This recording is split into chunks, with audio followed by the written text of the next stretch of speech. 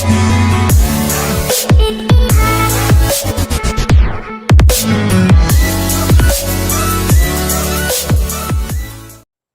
guys, good morning. This is Srinivasan. How are you all? I hope you all are good. Okay. Before starting the class, I'm gonna ask 5 questions from previous chapter. Just answer it through your commands. So the first question is, when was Single European Act came into the force? Second question, how many member states are there in European Union? The third question, when was Germany officially reunited? Fourth question, the Chernobyl nuclear plant is located on dash. And fifth question, knowledgeable question, who was the president of Russia after the USSR dissolved? Okay guys, today the topic we are going to discuss is globalization and trade from economics second lesson. Let me give you a short introduction about the topic we are going to discuss. What is LPG? Okay, in economics, the term LPG means liberalization, privatization, globalization. LPG is one of the most familiar word used by politicians, economists, and businessmen in modern days. It is a device of new economic policy of our country. It has been erected and implemented by our government since 1991. Globalization. It helps to free flow of goods and services, technology, capital, and even labor or human capital. There is international markets integrated all goods and services. It integrated all country under the world economy and explain process of globalization, liberalization, internationalization. History of globalization. The term globalization was introduced by Professor Theodore Levitt.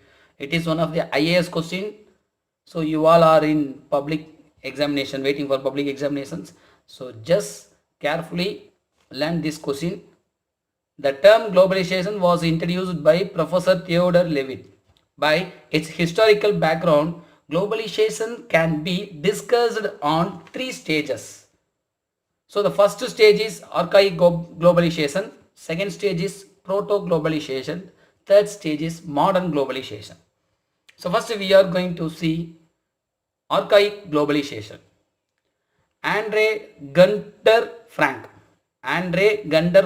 explained that the globalization started since the rise of trade links between Sumer and Indus. Sumer means Sumerian civilization, civilized people.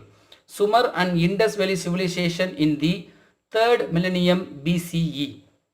An early form of globalized economic and culture known as archaic globalization existed during the Hellenistic age. Hellenistic age, it means Greek era. It extended from India to Spain, such cities as Alexandria, Athens and Antioch. Later, the trade link between the Roman Empire, Parthian Empire and the Han dynasty helped to develop the Silk Road. The Islamic Golden Age and the Mongol Empire are destabilizing to the commercial center of Middle East and China and facilitated travel along the Silk Roads.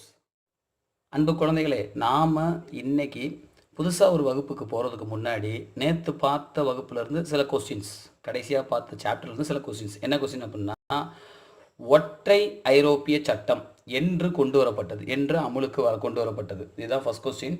ரெண்டாவது question வந்து ஐரோப்பா ஒன்றியத்தில் எத்தனை உறுப்பினர்கள் இருக்கிறாங்க இப்பொழுது. அடுத்து மூணாவது question என்ன அப்படின்னா, ஜெர்மனி என்று அதிகாரப்பூர்வமாக இணைந்தது. அடுத்து நாலாவது கொஸ்டின், சைபர் நோபில் அணு ஆயுத ஆலை அது எங்கே இருக்குது, எந்த ஒரு நாட்டில் இருக்குது. அடுத்து இது நாலேஜபிள் கொஸ்டின். இதில் வந்து என்ன அப்படின்னா, யுஎஸ்எஸ்ஆர் வந்து கலைந்து போயிடுச்சு. யுஎஸ்எஸ்ஆர் கலைந்த பிறகு ரஷ்யாவின் அதிபர் யார் வந்தாங்க, அதிபராக யார் வந்தாங்க, அதுதான் 5 கொஸ்டின்.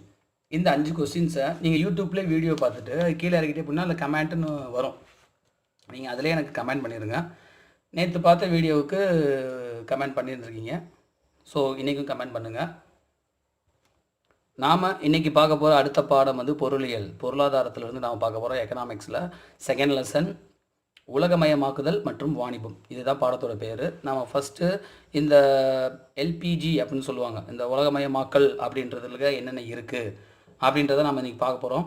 ஸோ இந்த இதில் வந்து எல்பிஜின்னு ஒரு கேட்டகரி கொடுப்பாங்க, அதாவது லிபரலைசேஷன், குளோபலைசேஷன் அண்ட் ப்ரைவேட்டைசேஷன்ஸ் அப்படின்னு ஒரு கொடுக்குறாங்க. இதுக்கு அர்த்தம் என்ன அப்படின்னாக்கா உலகமயமாக்குதல், தாராளமயமாக்குதல், சர்வதேசமயமாக்குதல், இதுதான் இதனுடைய விளக்கம். இது என்ன அப்படின்னாக்கா சிம்பிளாக புரிஞ்சுக்கோங்க, பொருளாதாரம் வந்து வளரணும்.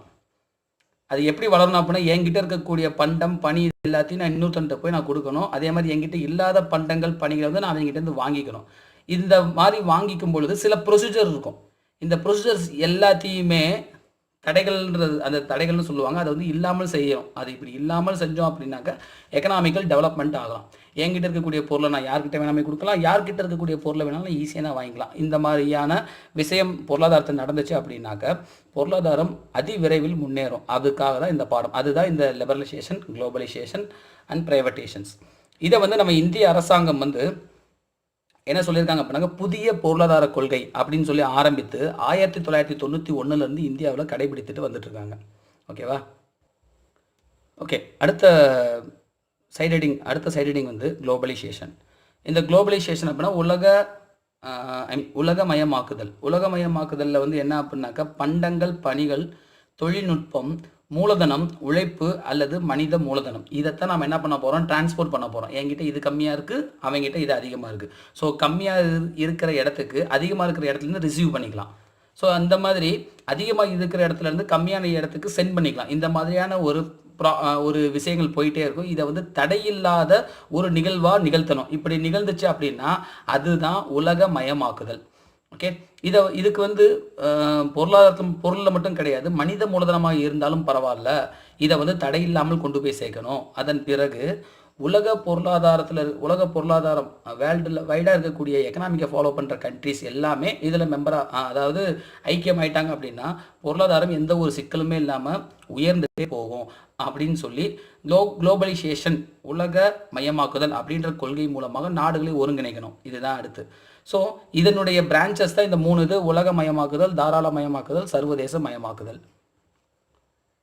இந்த உலகமயமாக்கல் அப்படின்றது இப்போ நடக்கிறது கிடையாது. இது ஒரு மிகப்பெரிய, இதுக்கு ஒரு வரலாற்று பின்னணியே இருக்குது, இதுக்கு ஒரு ஹிஸ்டரி பீரியட்லேருந்து இது வந்துட்டுருக்கு அப்படின்னு சொல்லி இந்த உலகமயமாக்குதல் அப்படின்ற வார்த்தைக்கு உயிரோட்டம் கொடுத்தவர் யார் அப்படின்னாக்கா பேராசிரியர் தியோடர் லெவிட் அப்படின்றவர். பேராசிரியர் தியோடர் லெவிட் தான் இந்த குளோபலைசேஷன்ற வார்த்தையை முதலாக கொடுத்தாரு. ஸோ இவர் வந்து அந்த வரலாற்று பின்னணியில் இருந்து இதை 3 இதாக பிரிக்கிறார். அது என்னன்னாக்கா archaic globalisation, proto globalisation and modern globalisation அப்படின்னு சொல்லி 3 விதமாக பிரிக்கிறாரு. இந்த ஆர்காயிக் குளோபலைசேஷன் இருப்பார், இதை வந்து இந்த ஆண்ட்ரே கண்டர் ஃப்ராங்க் அப்படின்றவர் இதுக்கு ஒரு பெரிய விளக்கம் கொடுக்குறாரு. என்ன விளக்கம் அப்படின்னா, இந்த உலகமயமாக்குதல் இப்போ ஆரம்பிக்கலடா, சுமேரிய நாகரிகமும் சிந்து சமவெளி நாகரிகமும் ஒன்றாக சேர்ந்து தங்ககிட்ட இருக்கக்கூடிய பண்டங்களையும் பணிகளையும் மாற்றிட்டாங்க பாருங்க, அந்த காலகட்டத்தில் இருந்தே இது ஆரம்பிச்சிருச்சு. ஏறக்குறைய 3000 ஆண்டுகளுக்கு முன்பு, கிமு 3000 அந்த காலகட்டத்திலேருந்து இது நடந்துட்டுருக்கு. இதன் பிறகு இதை ஆர்காயிக் குளோபலைசேஷன் அப்படின்னு சொல்கிறோம். இதுக்கு அடுத்து ஆரம்ப காலகட்டத்தில் எங்கே நடந்துச்சு அப்படின்னா கிரேக்க காலகட்டத்தில் நடந்ததில் இருந்து நாம் துல்லியமாக சொல்லலாம் அப்படின்னு அவர் சொல்கிறாரு.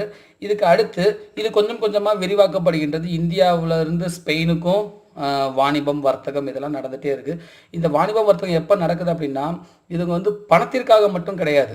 இந்த இயக்கம், இந்த இடம் மாற்றம்ன்றது பணத்துக்காக மட்டும் இடம்பெறது கிடையாது. ஒருத்தருடைய கலாச்சாரமும் ஒரு இடத்துல இன்னொரு இடத்துக்கு என்ன ஆகும், கடந்து செல்லும். ஸோ இந்த மாதிரி தான் இந்தியாவிலையும் ஸ்பெயினையும் நடந்துட்டு இருந்திருக்கு. இந்தியாவிலேருந்து ஸ்பெயினுக்கு. அதே நேரத்தில் அலெக்சாண்ட்ரியா, ஏதென்ஸ், ஆந்தியோச் உள்ளிட்ட நகரங்கள்லாம் ஒருத்தருக்கு வந்து தொடர்பு வச்சுட்டு இருந்திருக்காங்க. அதே நேரத்தில் ரோமானிய அரசாங்கத்தில் இருந்தும் சரி, இங்கே இந்தியாவில் பார்த்திபன் அரசாங்கத்தில் இருந்தாலும் சரி, அதே மாதிரி சைனாவில் ஹாங் டைனாசிட்டியாக இருந்தாலும் சரி, இவங்க எல்லாரும் ஒன்றா சேர்ந்துருக்காங்க. ஒன்றா சேர்ந்து பொருளாதார நடவடிக்கையில் ஈடுபட்டிருக்காங்க. இந்த நடவடிக்கையில் ஈடுபட்டதன் காரணமாக பட்டுச்சாலைகள் வந்து மிகவும் சிறப்பாக நடந்துட்டு இருந்திருக்கு. இதன் பிறகு என்ன ஆகுது அப்படின்னாக்க இஸ்லாமியர்களுடைய பொற்காலமும் சரி, அதே நேரத்தில் மங்கோலியர்கள் ஆட்சிக்கு வந்த பிறகும் இந்த பட்டுச்சாலை இருக்குது பாருங்கள், அதை வந்து முழுக்க முழுக்க வாணிபத்திற்காக பயன்படுத்தினார்கள். இதன் மூலமாக இதில் பயணங்கள் மேற்கொள்வதன் மூலமாக இந்த பட்டுச்சாலைகள் அதிகப்படியாக வளர்ச்சியில் முன்னேறியது. The next side heading is proto-globalization. Proto-globalization characterized by the rise of maritime European empires. First Portugal, Spanish, Dutch, British came to India between 16th to 17th century.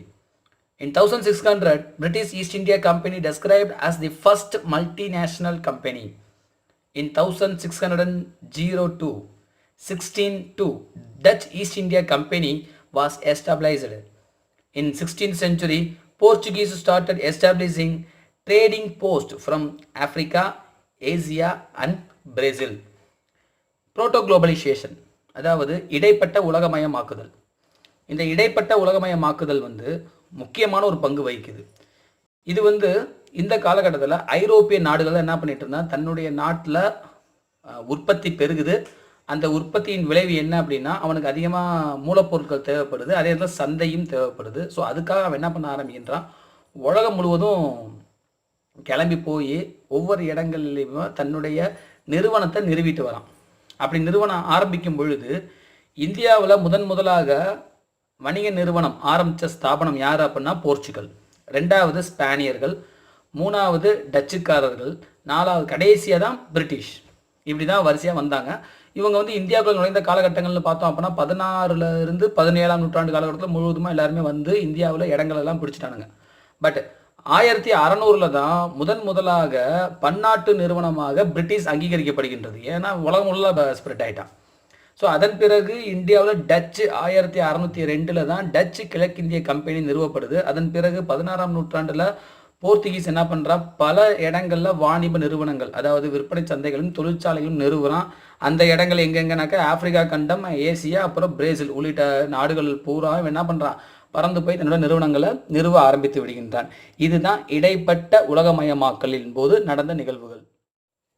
Trade and traders in South India historical perspective. Trade guilds become channels through which Indian culture and exported to other lands. South India trade was dominated by the Cholas and it replaced the Pallavas. Early traders. In 1053 AD, the Kalinga dynasty traders, now modern Orissa, brought red-colored stone, decorated objects and cotton textile to Southeast Asia. Gatrigas, Nakaras, Hummari Dandas, Ayyavol 500, Settis, Birdas, Gavaras are important trade guilds. Nagaras and Gavaras are made trade on only temples.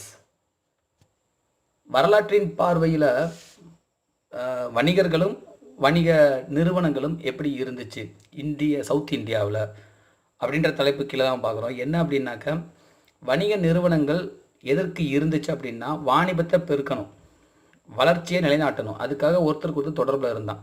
இப்படி தொடர்பில் இருக்கும் பொழுது இது வணிக நிறுவனத்தை மட்டும் எடுத்துகிட்டு போகிறது கிடையாது, இந்தியர்களுடைய பண்பு கலாச்சாரம் இதையும் வெளிநாட்டில் எடுத்துகிட்டு போனாங்க. இந்தியாவிலிருந்து ஒரு பொருளை மட்டும் அவங்க கையோடு எடுத்துகிட்டு போகல, வாணிபத்திற்காக அவங்க போகும்போது இந்தியாவுடைய பண்பு கலாச்சாரம் இது எல்லாத்தையும் அவங்க எடுத்துகிட்டு போயிட்டு இருந்தாங்க. இதே நேரத்தில் தென்னிந்தியாவில் வந்து வணிக நிறுவனத்தை முக்கியத்துவம் கொடுத்து வளர்த்துட்டு வந்தவர்கள் யார் அப்படின்னாக்கா சோழர்கள். அவர்களுக்கு பிறகு அந்த வேலை யார் பார்த்துட்டு இருந்தாங்க அப்படின்னாக்கா பல்லவர்கள். ஆரம்ப காலகட்டத்தில் வணிகர்கள் வந்து எப்படி இருந்தாங்க அப்படின்னா, கலிங்க நாட்டில், அதாவது கலிங்கம் இப்போ வந்து எங்கே இருக்குது அப்படின்னாக்கா ஒரிசாவில். இப்போ வந்து ஒரிசா அந்த காலகட்டத்தில் கலிங்க தேசத்தில் கலிங்க வம்சத்தை, அதாவது கலிங்க டைனாசிட்டி, கலிங்க வம்சத்தில் இருந்து 1053 அந்த காலத்திலிருந்து சிவப்பு கலர் இருக்கக்கூடிய நவரத்ன கற்கள், அதே நேரத்தில் கலைநயமிக்க பொருட்கள், இது மட்டும் இல்லாமல் பருத்தி நெசவு ஆடைகள், இது எல்லாமே அவங்க தென்கிழக்கு ஆசிய நாடுகளுக்கு ஏற்றுமதி செய்திருக்காங்க அங்கேருந்து. ஸோ அது மட்டும் இல்லாமல் இந்த காட்ரிகாஸ், நகராஸ், அம்மரி டண்டாஸ், ஐயவோல், செட்டிஸ், பிரிடாஸ், கவராஸ் அப்படின்னு சொல்லி ஏகப்பட்ட வணிக நிறுவனங்கள் வந்து தென்னிந்தியாவில் உருவாகியிருந்திருக்கு. இது வந்து ஆரம்ப காலகட்டத்தில் இந்தியாவில் இருந்திருக்கு. இந்த நகராஸ் கவராஸ்ன்ற ஒரு கேட்டகரி எங்கே அப்படின்னாக்க கோவிலில் மட்டும்தான் அவங்க என்ன பண்ணிட்டு இருக்காங்க, வணிகம் சம்பந்தமான நடவடிக்கைகளில் ஈடுபட்டிருக்காங்க. அப்படி ஈடுபட்டவங்களுக்கு பேர் தான் நகராஸ் அண்ட் கவராஸ். அவர் next side reading is modern globalization. During 19th century, globalization approached its modern form. Between 19th to 20th century, there are significant differences. The global trade in these centuries, as well as the capital investment and the economy. In 20th century, there were higher share of trade in merchant production. It helps to raise the trade in services and production. Multinational agreements like GATT, WTO have been signed. From 1890 till World War I, instability trade was a problem. But after the war, there was mostly economic expansion which led to stability. Technological changes have caused lower transporting costs. It took just a few hours to transport goods between continents today. நவீன உலகமயமாக்குதல் இது 19ஆம் நூற்றாண்டில் இருந்து 20ஆம் நூற்றாண்டு இந்த இடைப்பட்ட காலத்தில் ரொம்ப அதிவேகமாக வளர்ச்சி அடைஞ்சிருச்சு. 19ஆம் நூற்றாண்டை விட 20ஆம் நூற்றாண்டுக்கு இருக்கக்கூடிய மாற்றம்னு பார்த்தோன்னா ரொம்ப டிஃப்ரெண்ட்டாக இருக்கும். அது இனி நம்ம கண்டுபிடிக்கவே முடியாது, அந்தளவுக்கு இருந்துச்சு. உலகளாவிய வர்த்தக பொருளாதாரத்தில் மூலதனம், அதாவது இன்வெஸ்ட்மெண்ட் பண்ணுறது, மூலதனம் மற்றும் முதலீடு செய்யப்பட்டிருக்கு. உலக பன்னாட்டு அளவில் இன்வெஸ்ட்மெண்ட் பண்ணுற அளவுக்கு டெவலப்மெண்ட் ஆயிடுச்சு. இன்னொரு பக்கம் 20ஆம் நூற்றாண்டில் பார்த்தோம் அப்படின்னாக்க வணிக உற்பத்தியில் அதிக பங்கு, அதாவது ட்ரேடிங்கில் கான்சன்ட்ரேட் பண்ணணும், அதுக்கு வந்து அதிகமாக ஷேர்ஸ் கொடுத்துருக்காங்க.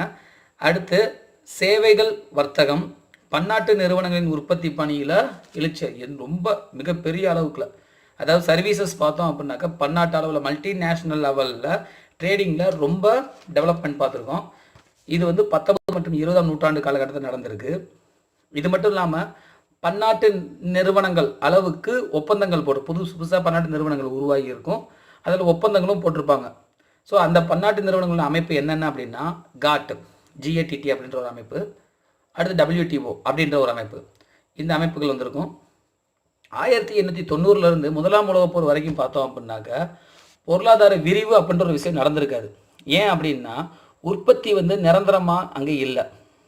ஒரு வருஷத்துக்கு இவ்வளோ உற்பத்தி பண்ணுறாங்க அப்படின்னா அந்த உற்பத்தி நிரந்தரமாகவே இருக்கணும் அப்படின்னா அதில் நிறையா பின்விளைவுகள் இருக்குது, அதுக்கு நிறையா ப்ரொடக்ஷன் வேணும்.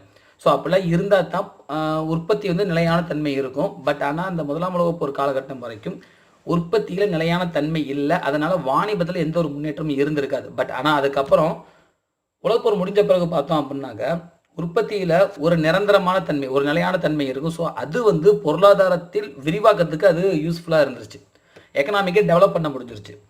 ஸோ இதுக்கு நெக்ஸ்ட் ஸ்டேஜ் பார்த்தோம் அப்படின்னா இப்போ இதுக்கு அடுத்த ஒரு சப்போர்ட்டாக ஒரு கண்டிஷன் இருக்குது. என்ன அப்படின்னா டெக்னாலஜிக்கல் சேஞ்சஸ். இந்த டெக்னாலஜி டெவலப் ஆக ஆக ஆக டிரான்ஸ்போர்ட்டேஷன்ஸ் என்ன ஆகுது, டிரான்ஸ்போர்ட்டேஷன்ஸுடைய டைமிங் வந்து குறைய ஆரம்பிச்சிருச்சு. இப்போ நம்மளால் கான்டினென்ட்டுக்கு இடையில வெகு விரைவாக நம்மளால் டிரான்சாக்ஷன் வச்சுக்க முடியும், கம்யூனிகேட் வச்சுக்க முடியும், பொருள் அண்ட் கூட்ஸையும் என்ன பண்ணலாம் ரொம்ப அதிவேகமாக மாற்றிக்கொள்ள முடியும்.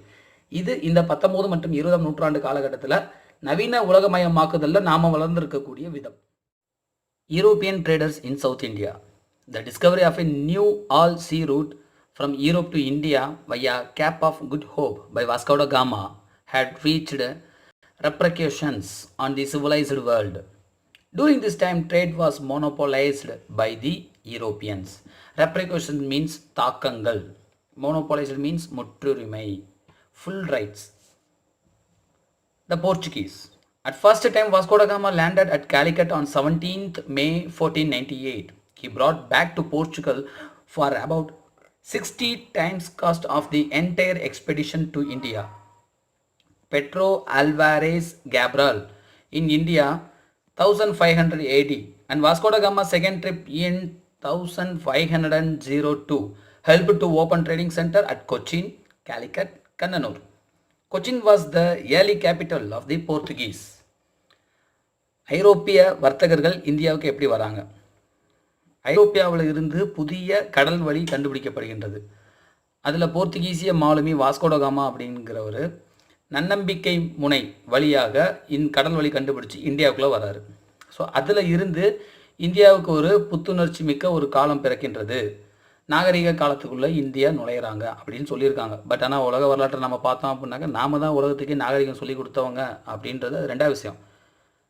அதுக்கு அடுத்து ஐரோப்பியர்களினால் இந்தியாவில் இருக்கக்கூடிய கடல் பகுதிகள், கடல் சிட்டி, அதாவது போர்ட் சிட்டிஸ் அப்படின்னு சொல்லுவாங்க, கடல் பகுதியில் இருக்கக்கூடிய அத்தனை துறைமுகங்களும் ஆங்கிலேயர்களின் முற்றுரிமையின் கீழ் செல்கின்றது. ஐரோப்பியர்களின் முற்றுரிமையின் கீழே போயிடுது. அதுதான் மோனோபோலி அப்படின்றாங்க. அந்த பகுதிகளுக்கெல்லாம் அவர்கள் தான் முழுமையாக உரிமை பெற்றவர்கள்.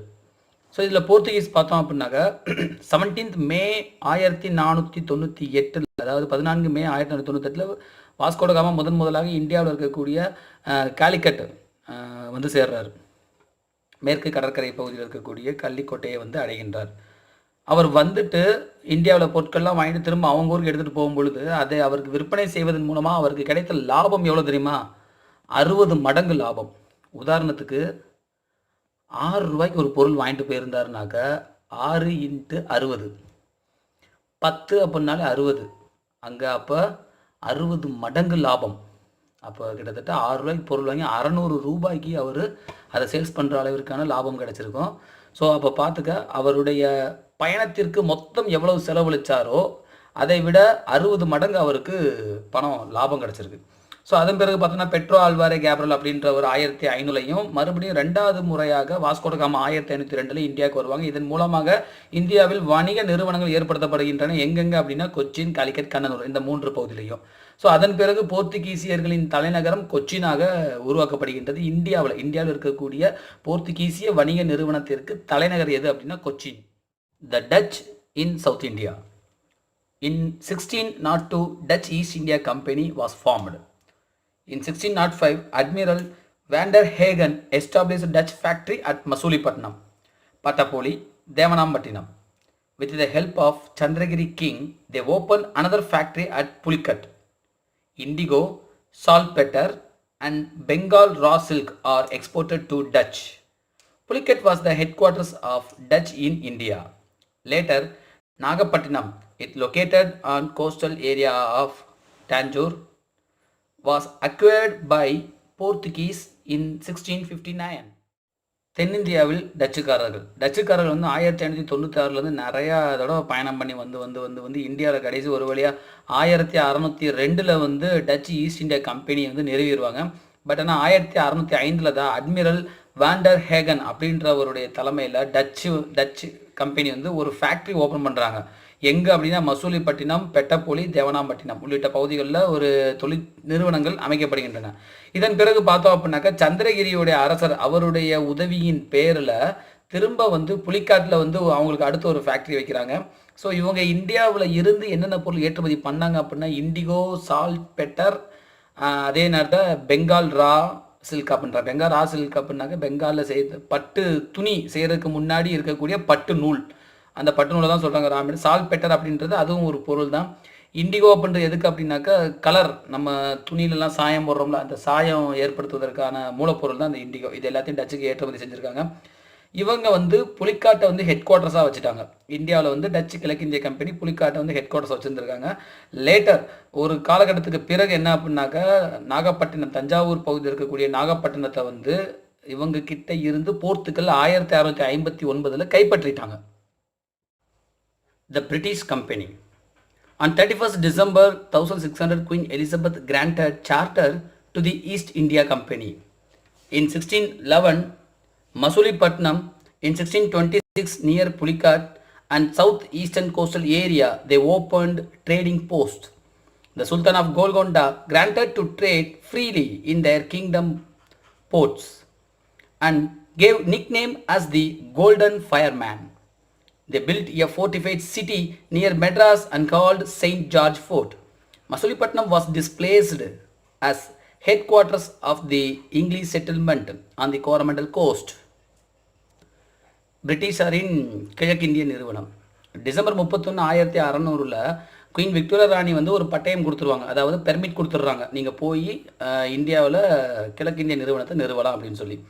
ஸோ அதன்படி 1611 மசூலிப்பட்டினத்தில் ஒரு நிறுவனம் நிறுவுறாங்க. 1626 புலிக்காட் பக்கத்துலேயும் ஒரு நிறுவனம் நிறுவப்படுகின்றது. இதன் பிறகு என்ன ஆகுது அப்படின்னாக்கா கிழக்கு கடற்கரை பகுதிகளெல்லாம் பெரும்பான்மையான பகுதிகள் இவர்களால் அந்த வணிக நிறுவனங்கள் நிறுவப்படுகின்றன. அதுக்கடுத்து கோல்கொண்டாவின் சுல்தான் அவங்க வந்து அவர் எந்தெந்த கடற்கரை நிறுவனம்லாம், அதாவது அவர் எந்தெந்த ஒரு ஃபோர்ட்டிஃபைட் சிட்டிலாம் அவருடைய கண்ட்ரோலில் இருக்கும்ல, அங்கே எல்லாம் இவரை ஃப்ரீயாக என்ன பண்ணியிருக்காங்க, பிரிட்டிஷ் கவர்மெண்ட்டை ஃப்ரீயாக ஓப்பன் ட்ரேடு திறந்து கொள்வதற்கு அனுமதி கொடுத்துருக்காங்க. இந்த ஒரு படத்தில் வடிவேலு படத்தில் வரும் பாருங்க, அவங்களுடைய அரசு கட்டுப்பாட்டில் இருக்கும்போது அந்த இடத்துல ஃப்ரீ ட்ரேடு ஓப்பன் பண்ணுறதுக்கு வெளிநாட்டுக்காரர்களை அனுமதிக்கும் பொழுது அப்போ அந்த இடத்துல உள்நாட்டு நிர்வாகம் எந்த அளவிற்கு சிறப்பாக வளர்ந்துருக்கும் அப்படின்றத நாம் கொஞ்சம் யோசிக்கணும். உள்நாட்டு நிர்வாகம்ன்றது மிகவும் சீர்குலைந்திருக்கும், உள்நாட்டு வர்த்தகம்ன்றது குறைந்திருக்கும். ஸோ வெளிநாட்டு வணிகர்கள் வந்து அங்கே வந்து உட்காந்துருக்காங்க. அவர்களுக்கு ஒரு பட்டப்பெயர் வரை கொடுத்துருக்கிறார். என்ன அப்படின்னாக்க கோல்டன் ஃபயர்மேன் அப்படின்ற ஒரு புனைப்பெயரோடு கொடுத்து அவருக்கு இடத்தையும் கொடுத்து அந்த இடத்துல வணிக நிறுவனங்கள் நிறுவுவதற்கான அனுமதியும் கொடுத்துருக்குறாங்க. இதன் பிறகு சென்னை பக்கத்தில் அவங்க ஒரு கோட்டையை கட்டி அங்கே வணிக நிறுவனத்துக்கு ஹெட் குவார்ட்டர்ஸ் கட்ட ஆரம்பிச்சிடுறாங்க. அதற்கு பெயராக புனித ஜார்ஜ் கோட்டை என்று அதற்கு நிறுவப்படுகின்றது. இதன் பிறகு மசூலிப்பட்டினத்துக்கு தங்களுடைய வணிக நிறுவனத்தின் தலைமை இடமாக அவங்க மாற்றிக்கொள்கின்றாங்க. இந்த வணிக நிறுவனம் எங்கே இருக்குது அப்படின்னாக்க கோரமண்டல் கோஸ்ட், அந்த சோழமண்டல கடற்கரை பகுதிகளில் தான் இருக்குது மசூலிப்பட்டினம். த Danish, they formed East India Company in 1616. They established their settlements in Tranquebar in 1620. They failed to strengthen themselves in India, and in 1845 they were forced to sell all their in India and their settlements to British. So Danish அப்படின்றவங்க east India நிறுவனத்தை வந்து 1616 நிறுவுறாங்க. நிறுவன பிறகு என்ன ஆகுது அப்படின்னாக்கா திருவாங்கூரை தலைமையிடமாக வைத்து இவங்க அவருடைய வணிக நிறுவனத்தை நடத்த ஆரம்பிக்கின்றாங்க. 1620 நடக்குது. ஆனால் என்ன அப்படின்னா இந்த டேனிஸ்காரர்கள் வந்து தங்களுடைய வலிமையை வந்து இந்தியாவில் நிறுவுவதற்கு தவறி இருப்பாங்க. ஸோ அதனால் அவர்களுடைய பகுதிகள் அனைத்தையும் 1845 கட்டாயமாக அவர்களிடமிருந்து பிரிட்டிஷ் நிறுவனத்தால் எனது பறிக்கப்பட்டிருக்கும். கட்டாயமாக நீ அதை விற்று தான் ஆகணும் அப்படின்ற மாதிரி தான். நீ இதை வேறு வழியே கிடையாது, இதை ஆட்சியும் பண்ண முடியாது, இதை நீ எங்களுக்கு விற்றுட்டு போயிரு அப்படின்னு சொல்லி கையெழுத்து போட்டு அவங்ககிட்ட எழுதி வாங்கிட்டு பிரிட்டிஷாருங்க அந்த பகுதியை ஆட்சி செய்ய ஆரம்பிச்சிருந்திருப்பாங்க. The French. The first French factory was established by the permission from Sultan of Golconda in 1668. In 1693, Dutch captured Pondicherry, but they handed back to the French. In 1701, Pondicherry became the headquarters of the France. So இந்த French கிழக்கிந்திய நிறுவனம் ஆரம்பிச்சிருக்காங்க. இதுங்களும் பார்த்தீங்க அப்படின்னாக்கா அந்த கோல்கொண்டா சுல்தான் 1668 தான் permission கொடுத்துருப்பார். அவருக்கு உள்நாட்டு வணிகர்கள் மேலே அந்தளவுக்கு என்ன கோபம் தெரியல. எல்லா வெளிநாட்டு வணிகர்களையும் கூப்பிட்டு இந்தியாவில் என்ன பண்ணியிருக்காங்க, வணிக நிறுவனம் ஆரம்பிப்பதற்கு அவர் ஊக்குவித்திருக்காரு. இது ஓகே தான், பட் இருந்தாலும் உள்நாட்டில் அவங்க வந்து வாணிகத்தை வந்து ஊக்கப்படுத்தி இருந்திருக்கலாம். வெளிநாட்டு வணிகர்களை கூப்பிட்டு உட்கார வச்சு அவர்களை ஊக்கப்படுத்துவதை விட உள்நாட்டு வணிக நிறுவனங்கள் ஊக்கப்படுத்திக்கலாம். பட் அவர் தவறிவிட்டார். 1963 பார்த்தோம் அப்படின்னா பாண்டிச்சேரியை வந்து ஃப்ரெஞ்சுக்கிட்ட இருந்து பாண்டிச்சேரி கேப்சர் பண்ணிடுவாங்க டச்சுக்காரர்கள். ஸோ அதை வந்து திரும்ப அவங்ககிட்டே கொடுக்க வேண்டிய ஒரு கட்டாயம் அதை கொடுத்து முடிச்சிருவாங்க. 1701 பாண்டிச்சேரி தான் வந்து ஃப்ரெஞ்சுக்கு வந்து ஹெட் குவார்ட்டர்ஸாக மாறிடும். And special economic zone in southern states opened by Indian government, especially Tamil Nadu, Andhra Pradesh, Karnataka, for increase of the exports.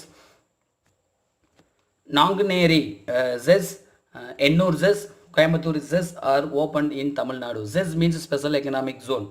Okay, சிறப்பு பொருளாதார மண்டலங்கள் வந்து நிறுவப்பட்டிருக்கும். இந்தியாவில் பொருளாதாரத்துறையை மேம்படுத்தணும், வளர்த்து கொண்டு வரணும்னு சொல்லி இந்திய அரசாங்கத்தால் நிறுவப்பட்டிருக்கும்.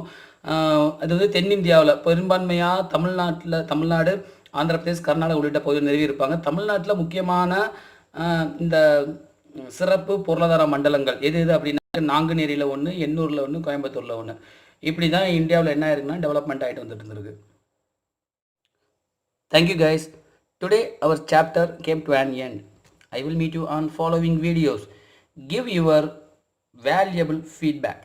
Share this video to your friends. If you need further video from history, subscribe to KURTY VARALAU. Thank you guys. Love you all.